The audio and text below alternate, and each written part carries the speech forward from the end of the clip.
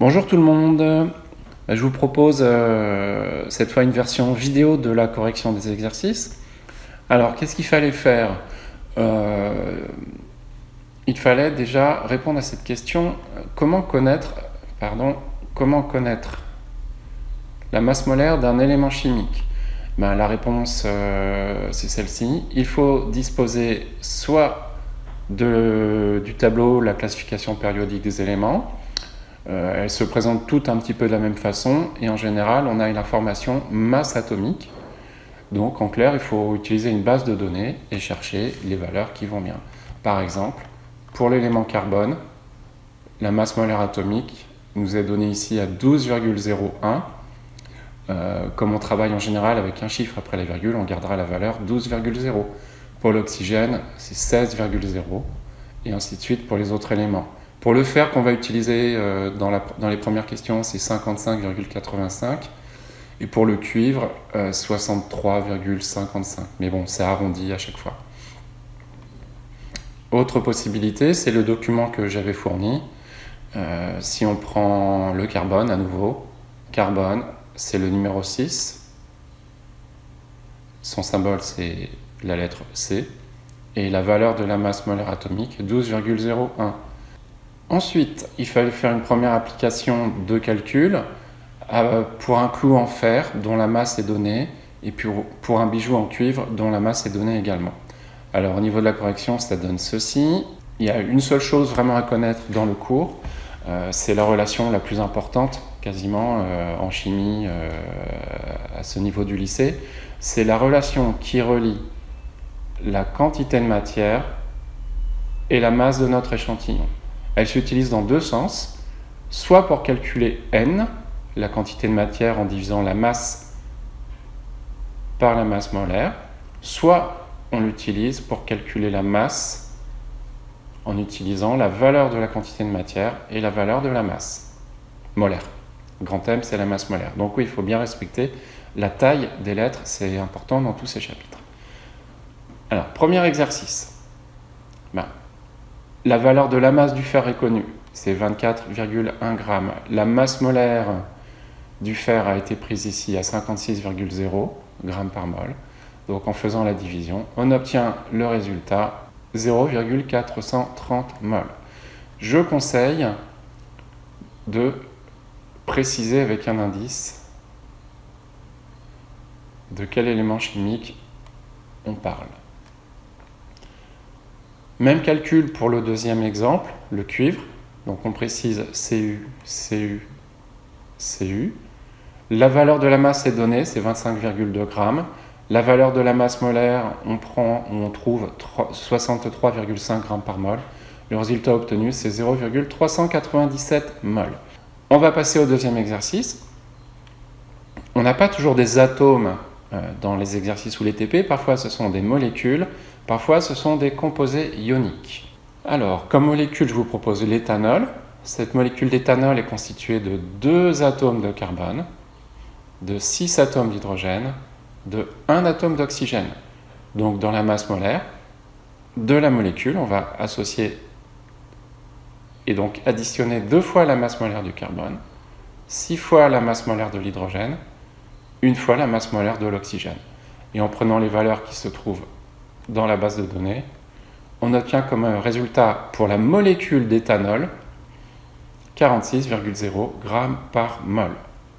Comme toujours, les unités sont hyper importantes, elles font partie du résultat. Pour le chlorure de sodium, la formule c'est NaCl. Alors le chlorure de sodium, c'est un composé ionique.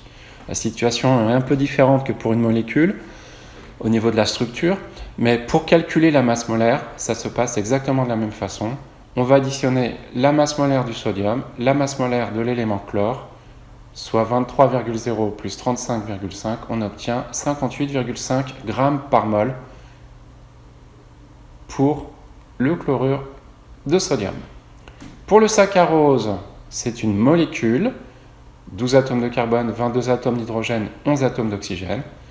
On va réaliser le même genre de calcul. 12 fois la masse molaire atomique du carbone, 22 fois la masse molaire de l'hydrogène, 11 fois la masse molaire de l'oxygène.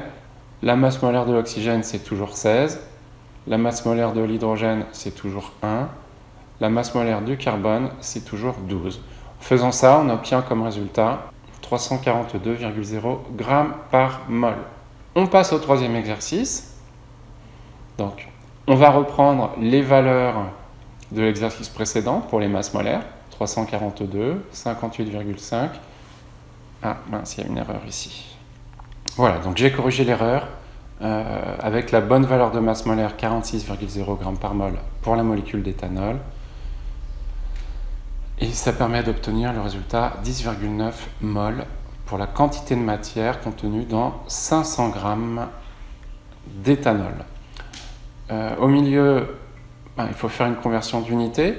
De 100 mg, on convertit tout de suite en 0,100 g, ce qui permet de faire la bonne opération, 0,100 divisé par 58,5, ce qui permet d'obtenir comme résultat 1,71 fois 10 puissance moins 3 mol.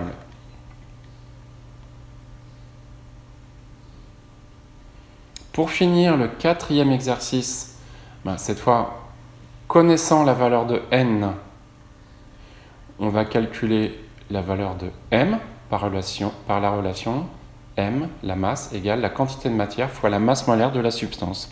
Donc en faisant les applications numériques, on trouve pour le saccharose 1,71 g. Dans le deuxième cas, il faut convertir les millimoles en 2,5 fois 10 puissance moins 3 mol. Alors comment on fait pour ça ?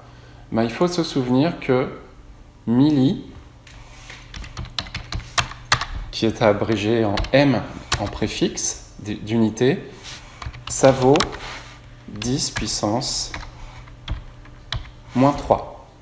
Donc là où il y avait écrit milli, est-ce que ça va marcher comme ça ? Là où il y a écrit milli, on va maintenant avoir 10 puissance moins 3. On obtient un résultat 0,146 g.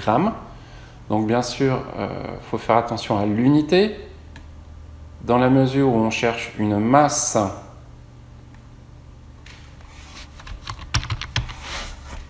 le résultat doit être donné en grammes. Et pour le dernier calcul, la masse qu'on obtient pour l'éthanol, donc avec la masse molaire de 46,0 g par mol, c'est bien 5,52 g. Un petit mot sur la présence des unités, ici comme là. La présence des unités, ça permet de vérifier une chose, c'est que l'unité qui se trouve au numérateur ici et l'unité qui se trouve au dénominateur sont bien comparables, compatibles, au sens où on a des grammes et des grammes. C'est pour ça qu'ici, milligrammes, il a fallu le convertir en grammes. Tout à la fin de des exercices, ça permet de vérifier que les moles sont en effet compatibles en termes d'unité de mesure en grammes par mol, et même l'unité au numérateur mol se simplifie avec l'unité au dénominateur mol, et il ne reste que les grammes. Donc je vous propose en téléchargement la version propre de la correction sur mon site pour que vous puissiez reprendre les calculs tranquillement. Merci et à bientôt.